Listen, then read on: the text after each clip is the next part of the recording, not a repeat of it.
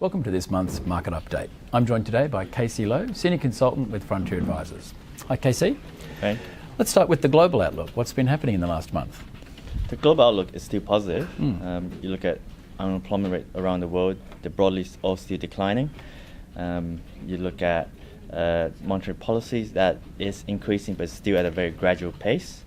And then if you look at government bond yields, that have increased because it's reflecting the improvement in the global growth outlook.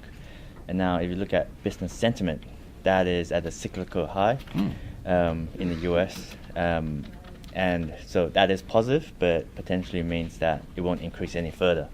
So if you look at the US Purchasing Managers Index, the PMI, Yes. that is at 60 right now, and which is ways above 50, which is the threshold between economy that's expanding or contracting.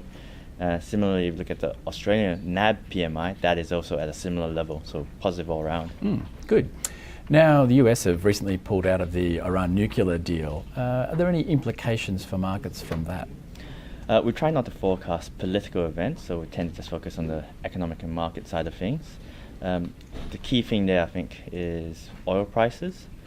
So if you look at what's happened to oil price over the last year, they have increased by about 50%. And there's two reasons for that. First, demand has increased because global growth has picked up, Yes. both in emerging and developed markets.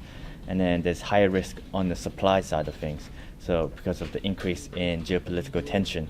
So it's not just the US-Iran issue that's going on, but there's also geopolitical tensions in Saudi Arabia, Venezuela, and Libya as well. All of that potentially restricting supply going forward. Sure. Now, closer to home, the Royal Commission into Banking and Financial Services has been hitting the headlines and still plenty to play out there in the months ahead. From a market perspective, what have your team been looking at?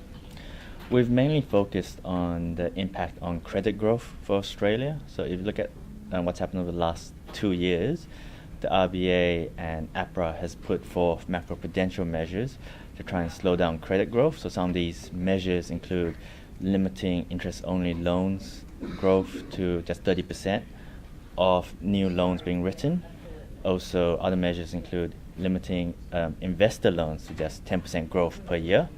So all of those measures have started to slow down credit growth in Australia, but with the Royal Commission now talking about how banks potentially having inadequate banking lending standards, that could pose a risk for further slowdown in credit growth, which is a risk for our housing market.